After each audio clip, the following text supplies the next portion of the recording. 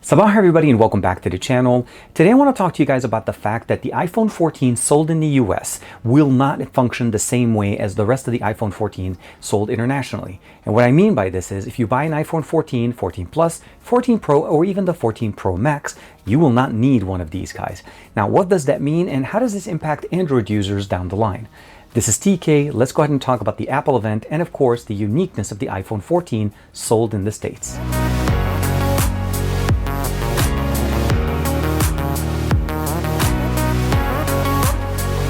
Now before we get started, make sure you like and subscribe so that you're always aware whenever we have new videos on the channel.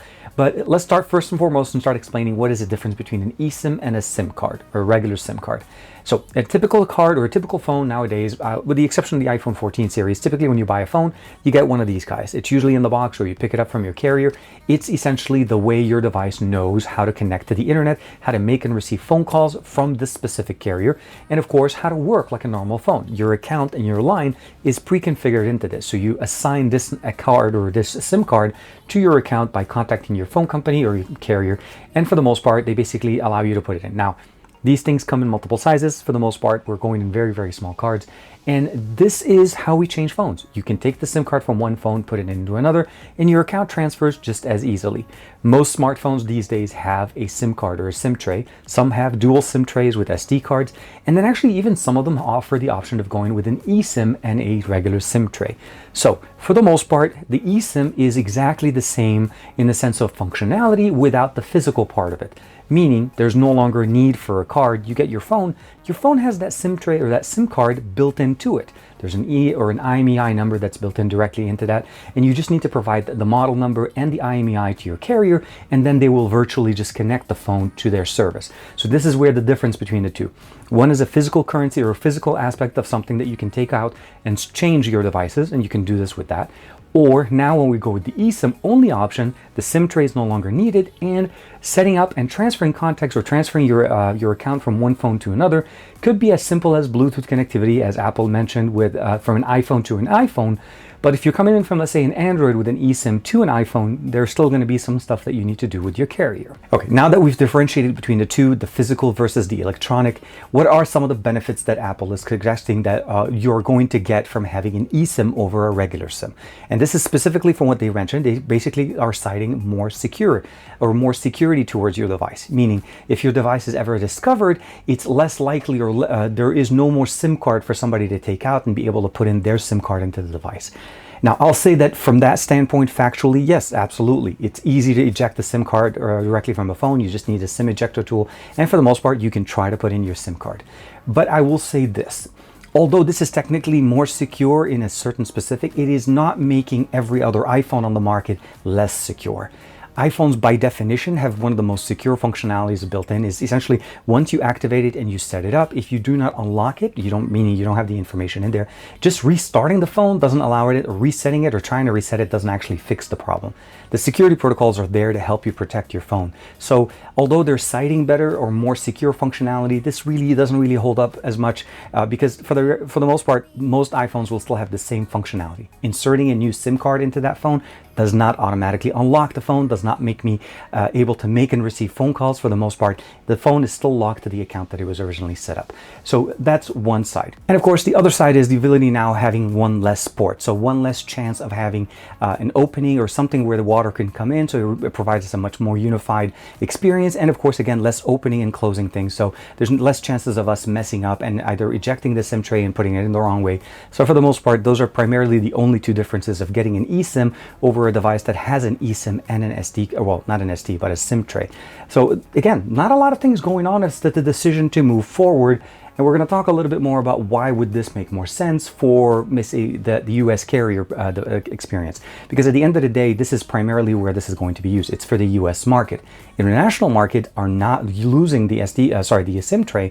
They're going to still keep it. So only the US variants of the iPhone series devices are going to lose that. Okay, so the two things that we talked about are pretty much the only two positive things, or at least the cited positive things that Apple mentioned during the announcement. But let's look at it from a different point of view. What does removing the SIM tray do? Now, first and foremost, it does take away from us the functionality, being able to just pop in our SIM card in this iPhone, activate it through the basically the system, throughout Apple's system, and then use it without having to call your phone company. Now we have to call them. Now we have to do that extra step. If you're trying to transfer from an Android to an iOS, there's going to be that extra step. You need to call your carrier. That transfer software that they talked about only works from iOS device to iOS device over Bluetooth.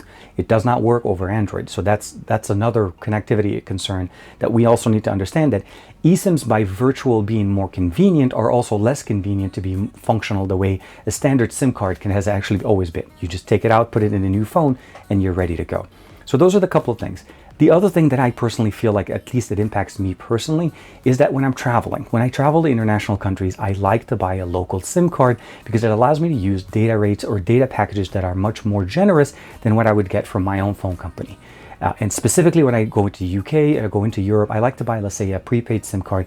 And essentially, it is just a data card that gives me access to high-speed data, but it works across Europe. So I don't have different pricing depending where I am. So you get a nice bucket of data and you can upload and download data as much as you want. And I don't have to pay the extra $50 that I have to typically get here for maybe like 4 or 5 gig, at least with my carrier currently.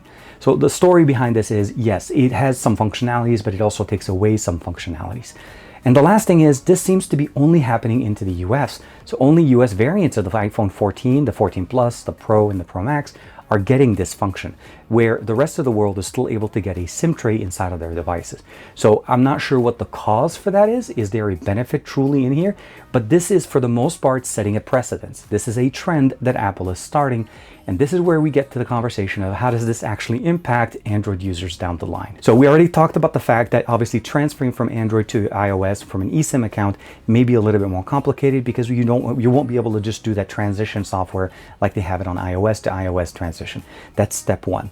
Step two, again, this is a trend. Apple started us off with the removal of the headphone jack, the removal of the fingerprint sensor. Now, we obviously have better solutions on Android with the in-display fingerprint sensor, but you know what I mean, in that functionality. Also, we lost the charger and the cable out of the box. Again, some of these things, we're seeing it transition. It's not that I'm saying that this is definitely, it has to happen. Not all manufacturers have done that, where they've removed the headphone jack or the charger or the cable. This still exists in different configurations. But at the end of the day, once Apple starts something, Android, for some reason, or at least the manufacturers, not Android itself, start copying it. For example, let's look at it again. Samsung starts off right out the box at first making fun of Apple for removing the charger and the cable out of the box, and then right after that stops making fun of them and then does that exactly on their devices. There are obviously some ecological benefits to having less waste sitting in the boxes. I'm not disagreeing there, but I'm referring mostly to the trend that Apple is starting right now. The removal of the SIM tray is not a necessary thing for them to do.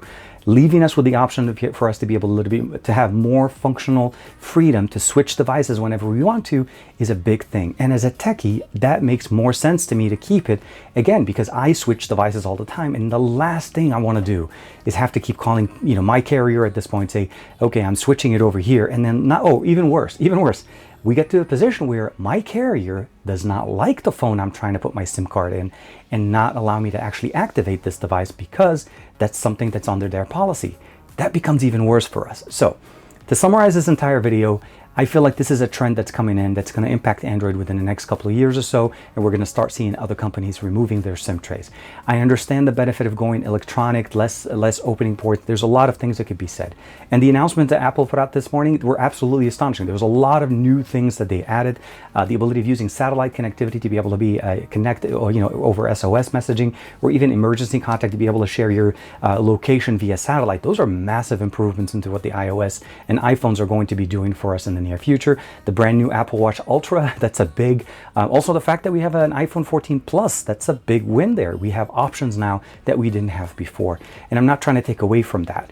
But that little announcement of the eSIM removal, it hit me right there, because this is something that I use all the time. I seriously, like within the last week, I switched I switched almost like 5 different phones. And all I had to do was remove my SIM card from one phone, put it into the other. Never once had to call my carrier. All of that was done offline, and I was able to go, and everything was hunky-dory. But now that could change at some point in the future. So Let me know in the comments below, what do you guys think of the eSIM? Does this actually impact you? Do you feel like this is a concern? I like the fact that we have the Plus edition now, as well as the Pro Max. It gives us the ability of getting a larger display on the standard 14 without necessarily having to pay the Pro Max series, because that was always the big thing. You wanted the larger display and the larger battery, you always had to jump up to the Pro Max edition. The 13 and the 13 Pro were very much the same size, better camera sensors on the Pro, and the Pro Max is always the one that gave you the larger display. Now, we don't have promotion on the 14 Plus, but that's, again, the schematics there. This is obviously a tiered system, and you still have access to some of the older generations of iPhones. So like and subscribe. Let me know what you guys think in the comments below. I'll see you in the next one.